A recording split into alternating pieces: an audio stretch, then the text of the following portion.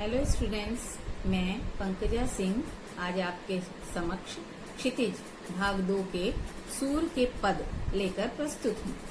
सूरदास जी के विषय में कहा जाता है कि उनका जन्म सन 1478 में तथा उनकी मृत्यु 1583 के आसपास हुई थी।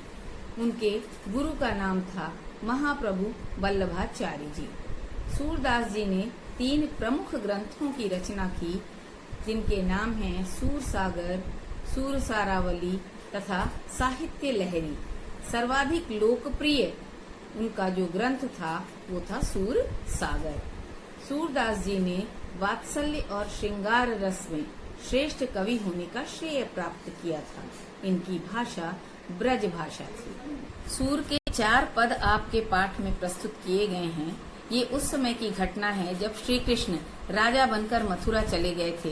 गोपियां विरह में उनका इंतजार करते करते परेशान हो गई थीं। ऐसे में कृष्ण ने उद्धव को संदेशवाहक बनाकर निर्गुण ब्रह्म एवं योग का संदेश देकर भेजा।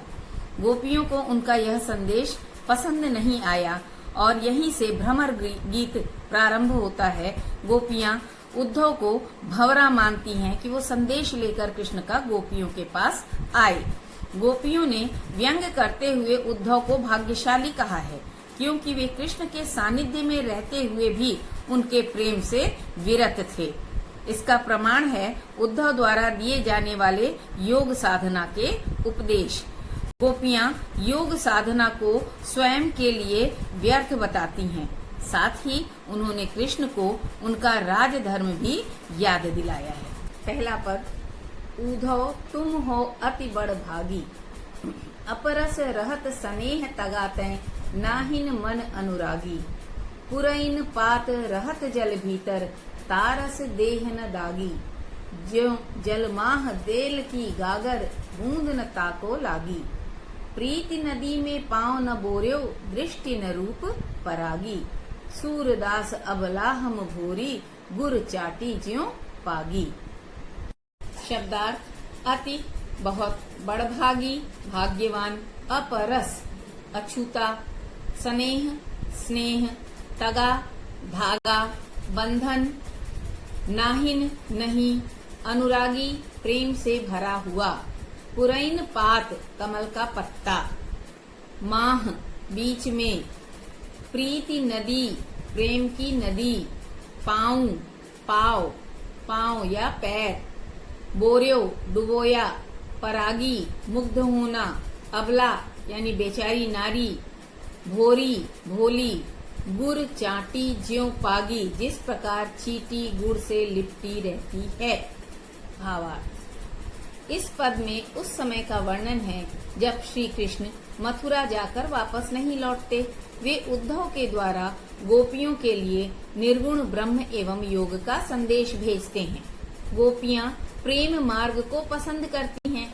इसी कारण वे व्यंग करती हुई कहती हैं कि हे उद्धव, तुम बहुत भाग्यवान हो जो अभी तक श्री कृष्ण के साथ रहते हुए भी उनके प्रेम में नहीं डूबे। तुम तो पानी के अंदर रहने वाले कमल के उस पत्ते के समान हो जो जल के अंदर रहते हुए भी कीचड़ और जल से अछूता रहता है, या तेल से चुपड़ी हुई गागर के समान हो जिसको पानी में डुबोने पर भी उसके ऊपर पानी की एक भी बूंद नहीं ठहरती। तुमने तो किसी के रूप पर मोहित होकर अभी तक किसी से प्रेम नहीं किया, लेकिन हे उद्धव, हम तो भोली भाली अबलाएं हैं। हमें तो तुम्हारी तरह कोई ज्ञान नहीं है। जिस प्रकार चींटियां गुड़ से चिपकी रहती हैं, ठीक उसी प्रकार हम भी श्री कृष्ण के प्रेम में डूबे रहते हैं। दूसरा, मन की मन ही मांझ रही, कहिए जाई कौन पै उद्धव, नाही परत कही, अवधि आधार आस आवन की, तन मन बिथा सही, अब इन जोग संदेशन सुन सुन, बिरहिन बिरह दही, चाहति हुतय गुहार जितहि तय, उततय धार बही, सूरदास अब धीर धरहि क्यों, मर जादा न लही। शब्दार्थ, मांझ अंदर, अवधि समय, आधार आधार, आस आशा, बिथा व्यथा, जोग संदेशनि, योग के संदेशों को, बिरहिनी, वियोग में जीने वाली, बिरह दही, विरह की आग में जल रही हैं, गुहारी, रक्षा के लिए पुकारना, जितहि तय, जहां से, उत तय, उधर से, धीर, धैर्य, मर्यादा, मर्यादा, लही, रही। दूसरे पद का भावार्थ प्रस्तुत है।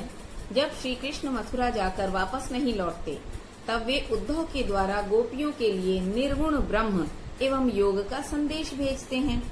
गोपियां प्रेम का मार्ग पसंद करती हैं, इसी कारण वे उद्धव से कहती हैं कि हमारे मन की यह बात हमारे मन में ही रह गई, क्योंकि हम श्री कृष्ण से यह कह नहीं पाए कि हम उनसे प्रेम करते हैं।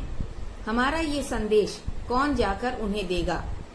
अब तक उनके आने की एक आशा थी, जिसके सहारे हम लोग जी रहे थे।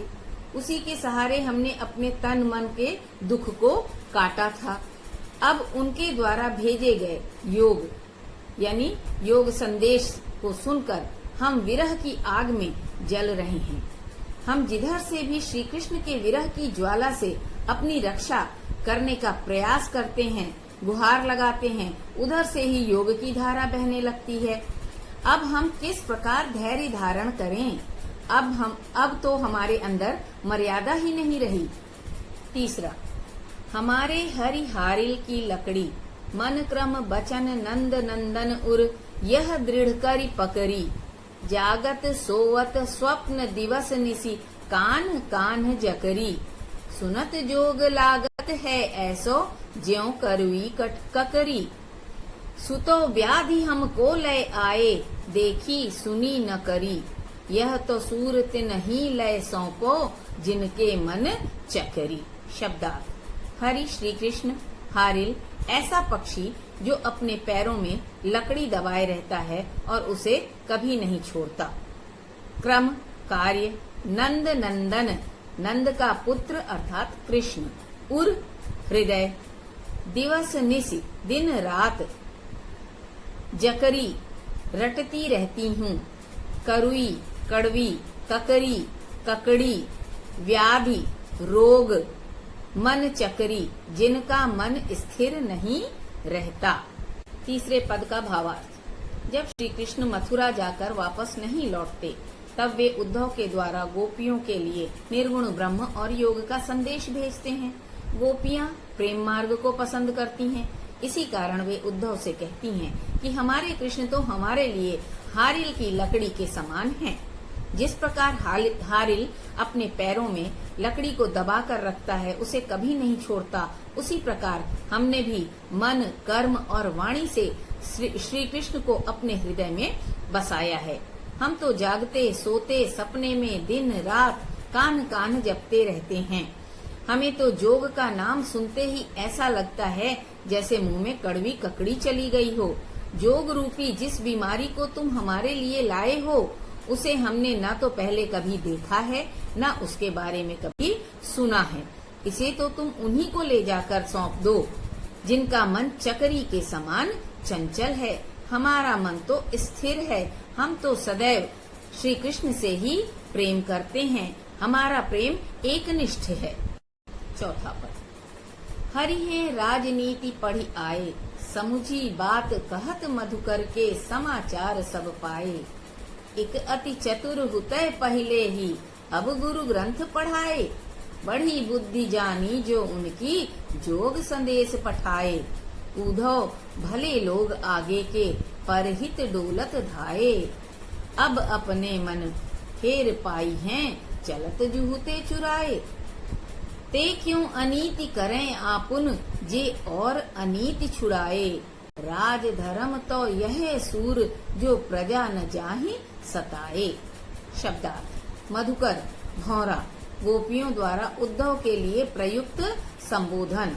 हुते थे, पठाए भेजा, डोलत धाये घूमते फिरते थे, फेर यानी भेद, पाई हैं चाहिए, अनीति अन्याय, आपुन अपने अपनों पर। चौथे पद का भावार्थ, जब श्री कृष्ण मथुरा जाकर वापस नहीं लौटते तब वे उद्धव के द्वारा गोपियों के लिए निर्गुण ब्रह्म एवं योग का संदेश भेजते हैं। गोपियां प्रेम का मार्ग पसंद करती हैं, इसी कारण वे उद्धव से कहती हैं कि लगता है श्री कृष्ण ने राजनीति पढ़ ली है। हमने तुम्हारे द्वारा श्री कृष्ण के सभी समाचारों को प्राप्त किया। एक तो वो पहले से ही बहुत चतुर थे, लेकिन अब तो उन्होंने गुरु ग्रंथ पढ़ लिया है। उनकी बुद्धि अब बहुत बढ़ गई है, इसीलिए उन्होंने योग संदेश भेजा है। हे उद्धव, पहले के लोग बहुत भले थे, जो दूसरों का उपकार करने के लिए दौड़े चले आते थे। अब श्री कृष्ण बदल गए हैं, इसीलिए हमारा जो मन मथुरा जाते समय वे अपने साथ ले गए थे, अब हमें वो वापस चाहिए। वे तो दूसरों को अन्याय से बचाते हैं, फिर हमारे लिए योग का संदेश भेजकर हम पर अन्याय क्यों कर रहे हैं? वे हमारे राजा हैं और राजधर्म यही कहता है कि राजा को अपनी प्रजा को कभी नहीं सताना चाहिए।